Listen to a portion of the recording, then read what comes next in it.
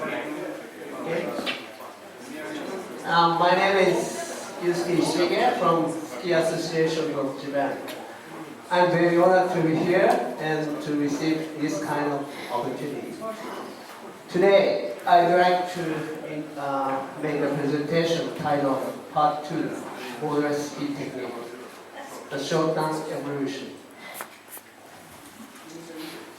Let me introduce myself a little bit. Now I'm working at the Japan Institute of Sports Science as a Deputy Director General and also researcher of sports biomechanics. And my workplace is in Tokyo. Have you ever been to Tokyo? Yeah. As you know, Tokyo is the capital of Japan. And this is Japan Institute of Sports Sciences. We call it JISS. This one. Also, we call this area Nishigaoka area we call. In Nishigaoka, we also have National Training Center here, and facility for track and field, and indoor tennis court, and residential building, and so on. So this Nishigaoka area is like sports complex in our country. We also have the wind tunnel in JISS. Do you know wind tunnel? Yep. That's great. Now, this is the side view of the wind tunnel. We make the wind here using this fan, and the wind go up and go through this way, and from right to left, the wind goes through. So the wind go around vertically.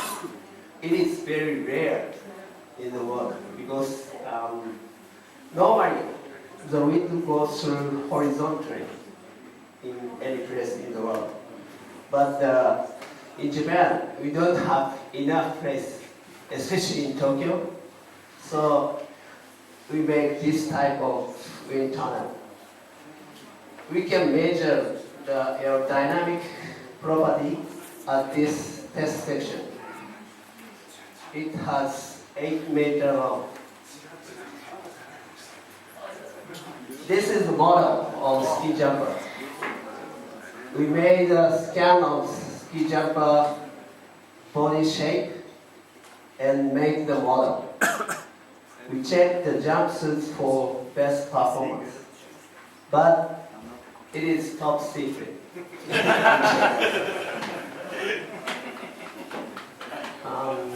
This is monitor, which is built under the floor of the test section in the wind tunnel. So the jumper can watch this screen in around this area.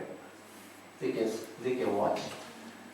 Then this picture shows the view of athletes side and back, and also aerodynamic force. This is drag force, and this is lift force. Also, this is the coach's instruction. So the athletes can check the body position and aerodynamics, aerodynamic forces simultaneously with this screen.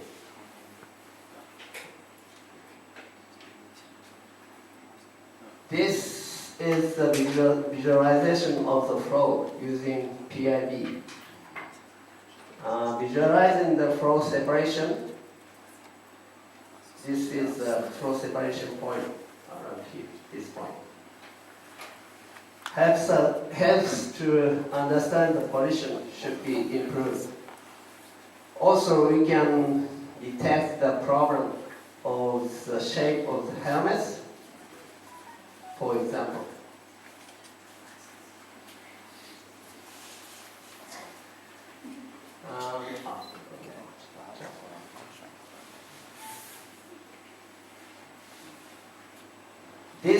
video shows the without max test in JISS. Without max is the most popular index of endurance. He is amputee cross-country skier, but only right hand he has stop pole. And this skier got the gold and silver medal at Pyeongchang Paralympics last year. Nita, his name.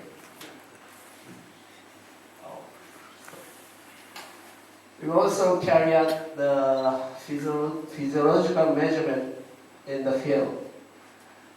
The left side is female World Cup racer, Japanese World Cup racer. And the right side is Paralympic sit skier. We put the mask on the face and measure the O2 consumption or oxygen consumption or lactic acid or heart rate on the slope. Also, we put the GPS very precisely on the helmet. And to use the GPS data, we can get the trajectory of skier and could calculate the force applied to skier during skiing. You know? In JISS, we provide many support and research for Japanese top athletes, both Olympic and Paralympics. Of course, many skiers as well. This is ski jumper, you know, Reshen Kasai. Now he is 46 years old, 46, very old. And he is Akito Watabe, Nordic Combined Olympic medalist. Now, I have made some advice to our demo team from biomechanical viewpoint. Okay. Also, my introduction has longer. This is the outline of my presentation. This presentation has 3 parts. First, I'd like to talk about statistics of snow sports in Japan, as in the first part. Then, I'll introduce all Japan ski technique championships, we called Gijyutsusen. Gijyutsu means technique, and the sen means championships in Japanese. Lastly, I will introduce control radius short term. This graph shows the population of domestic skiers and snowboarder. This data is from White Paper on Leisure, 2017. In Japanese, in Japan, the number of skiers and snowboarders has been decreasing every year. In 2016, the population was 5.8 million. It is 1/3 of the peak of 1998. It was Nagano Olympic. On the other hand, more people aged over 40 stand on the slopes compared to the understudies over 40s. This graph shows the participation rate in skiing by age. This data is also White Paper on Leisure, 2017. In our country, we put focus on elderly skiers because they are increasing.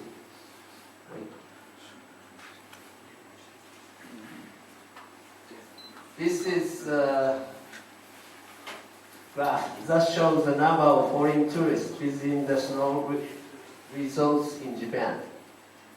But this is not the country, this is a region. Okay. The source of this data is Foreign Visitors Consumption Trend Survey by Japan Tourism Agency. The number is increasing every year, reflecting the increase of foreign tourists visiting Japan. About 75% who visit Japanese snow resorts are from Asia here. You can see a significant leap in the number of tourists from Asia.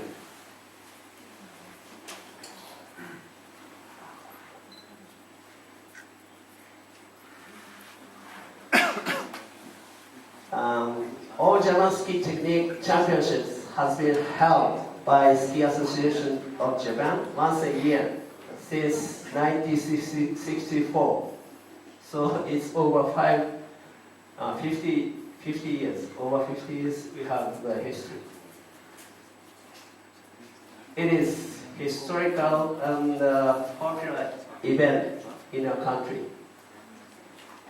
We call these championships Gijyutsusen.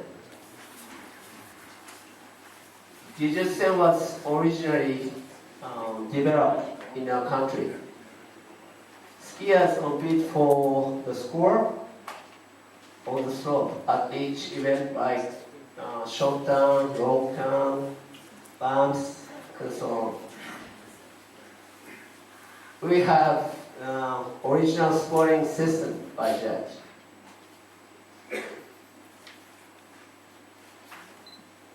After each run, the judge put the score on the scoreboard.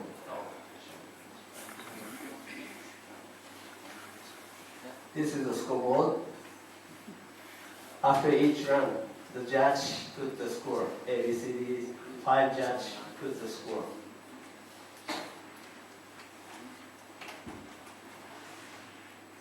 The skier compete total score of each event, each discipline.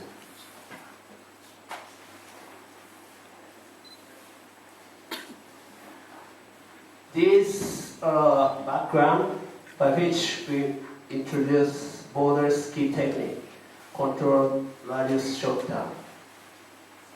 Growing popularity in elderly skiers in our country, we like to recommend the control radius turn for those people.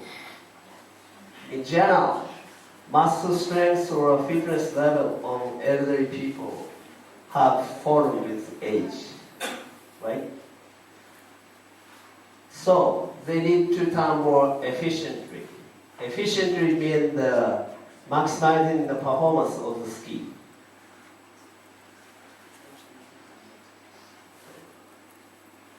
Also, we'd like to expand Gijyutsusen, the ski technique championship, to Asian countries. The control radius turn was incubated from Gijyutsusen. In particular, the short turn technique has changed recent years and is evolving from using pivoting to rolling. Last 2015 Interski in Argentina, we presented 3 ways to lead the skier to basic parallel turn. The goal of this method was to lead the skier to basic parallel turn as quickly as possible. Using side slip, snowplow carving, and stem turn. We think it is a practical method. We call these 3 ways 3 arrows. This time, we'd like to introduce the control radius turn as an evolution of 3 arrows. The control radius turn is regarded as further step after skier has acquired basic parallel turn.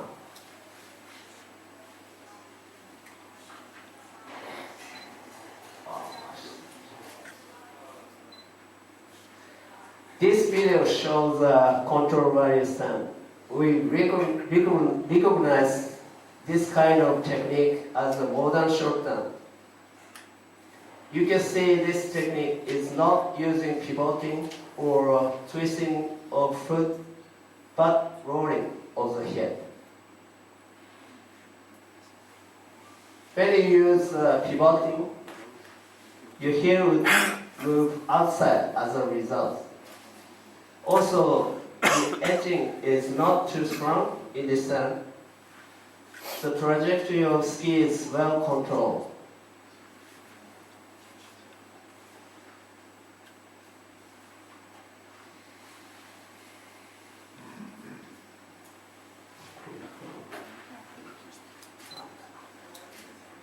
This is a video that shows a short turn using pivoting. This technique is traditional and is still used in some situations. We regard this type of short turn as one way of short turn technique.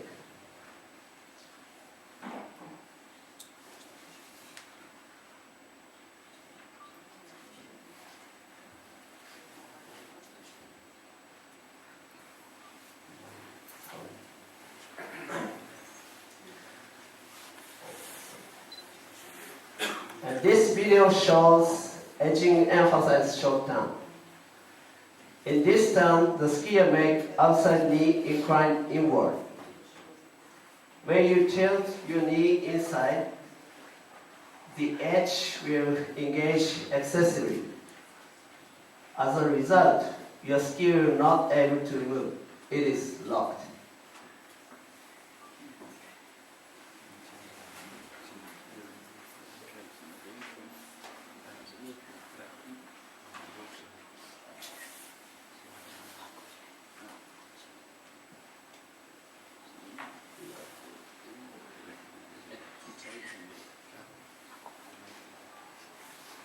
This is a traditional short turn formation using pivoting or edging.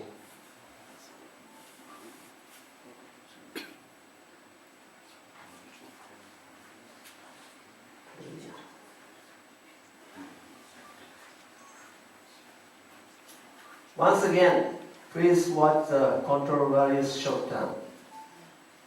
In All Japan Ski Technique Championships, short turns that leave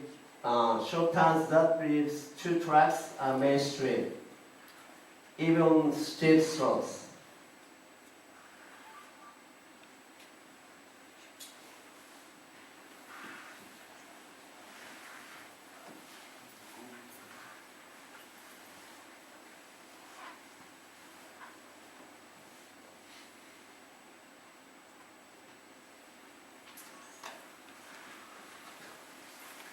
To make a various control short turn, we think there are 4 key points, key elements.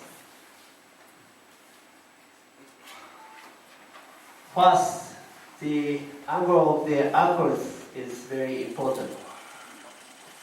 It becomes especially important to maintain the angle of the ankle at the certain level at all times through the turn. To put the proper weight or pressure on your ski, you need to keep your angle of your ankle at a certain level.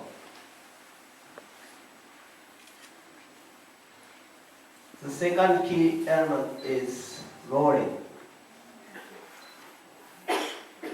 The resistance from the snow needs to be received by the hip joint around here. Weight can be properly transferred to the outside ski by starting the movement at the hip joint. If the knees are tilted inward first, the edges will engage excessively and the skis will not be able to move. resulting in muscle-dependent ski.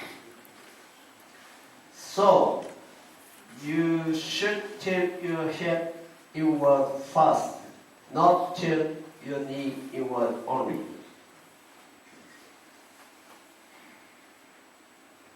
Thirdly, apex.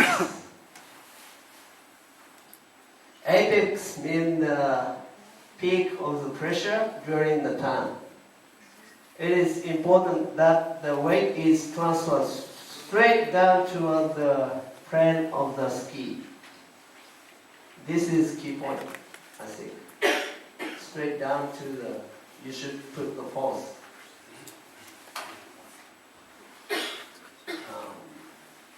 The flex of ski is important. If the outside ski captures the resistance from the snow appropriately, the movement of the skis can be controlled. It means speed control. A delay in the timing of the apex may result in chattering or deceleration. Lastly, the release. After the apex, the resistance from the snow is released and the skis travel to the opposite side.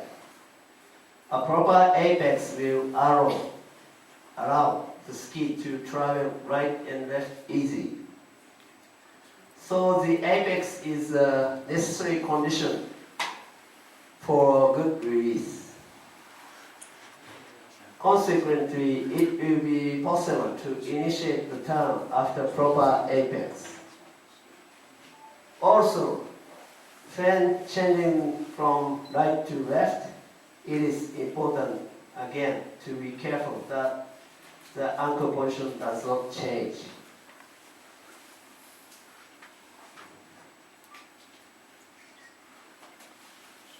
Thank you for your attention. We are looking forward to seeing you on the shop floor tomorrow. We will make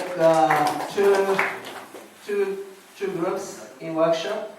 One is English class, and the other is German. Tomorrow in the morning and in the afternoon, we will have 2 classes for each. Again, see you on the shop tomorrow. Thank you.